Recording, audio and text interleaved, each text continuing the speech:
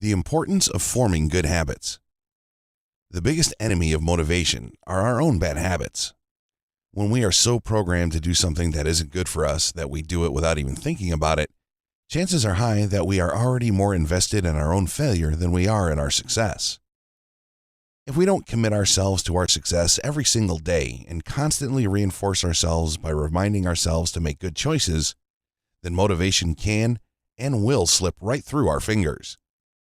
The number one thing you can do to begin improving your relationship with motivation is to form better habits. Every single day we fall into a routine of sorts, and that routine begins to define how we spend our time and how others perceive us. It can also impact how we perceive ourselves, and if we are constantly taking the path of least resistance rather than doing the things we know we should be doing to improve our lives and business potential, then we are going to start to feel very negatively about ourselves. Even if we don't realize we have bad habits on a conscious level, subconsciously, we are well aware of the fact that we have big plans for the lifetime that we are living in and feel sad about the fact that we aren't meeting our potential. But bad habits are so subtle and innocuous that sometimes we don't even notice that they have consumed our lives. At least, not until it's too late and we feel pretty far gone. Fortunately, it doesn't take a whole lot of time to break into bad habits and begin to form new ones. In fact, many people say it takes as little as 7 days to break a habit, though other sources claim it can be a bit longer, more around 21 days. Either way, depending on the habit, you do have the power to break bad habits and form better ones to replace them with. All you need is some direction and insight into the types of habits that will truly help you to stay motivated and take the steps necessary towards your success. One of the worst habits most of us have is staying up late at night. Sure, it may seem worthwhile at the time, especially if we feel a bit tired from the day we just had working, but if we aren't getting enough sleep, our bodies and minds both suffer. We need to be mentally and physically prepared to meet the challenges that we will face when trying to achieve our goals. But if we aren't well rested enough, it can lead us to feeling sluggish and cloudy-minded all day long. Those feelings are miserable and almost impossible to work through. If you want to feel motivated without getting enough sleep during the night, you might as well be walking over glass. That is the worst way to get motivated. It just leads to a constant compulsion to rest, take breaks, and provide a safe and comfortable space for yourself where you can let go of your problems and stresses and relax. For example, if you do a fair bit of lying around in your free time, no matter what your goals for the future are, that is a huge killer for motivation. When we are in the habit of staying perpetually relaxed when we're off work, chances are that we aren't putting in the extra work necessary in moving us forward. Instead of letting yourself be content after work with watching some television and hitting the hay, it would be life-changing if you were to get into a different habit. Instead of relaxing right away, you could begin taking a few minutes after work every day to put towards your end goal. Whether your end goal is moving up the ladder at work, starting your own successful business, or improving yourself in your life by breaking your bad habits, there are plenty of ways that you can focus your energy on these goals. Breaking bad habits means interrupting them with better habits. So, if an excessive drive to relax tends to be something you're prone to, forcing yourself to interrupt that pattern with an activity that focuses your energy on the goals you are hoping to accomplish is a great way to break the cycle and head toward a more positive way of life. Another great habit that you should get into if you haven't already is daily exercise. We all need it, especially those of us who are trapped behind a desk all day to earn a living. If your jobs and your goals require a large amount of brain activity and not a whole lot of physical activity, exercise is actually going to be one of your greatest allies. When we exercise, it actually allows our brains to work better.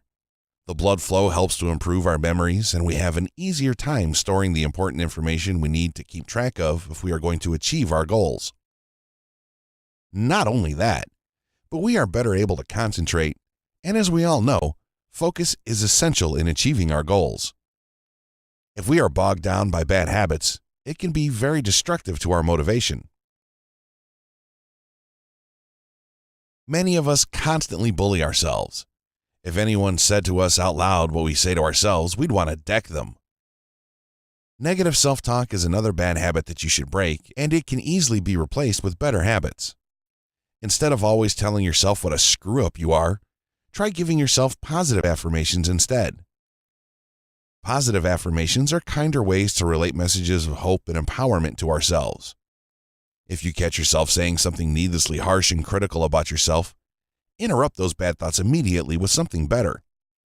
For example, if you are upset with yourself because you made a mistake on a project you are working on, instead of calling yourself a big, worthless dummy, you should forgive yourself and meet your mistakes with kindness and understanding.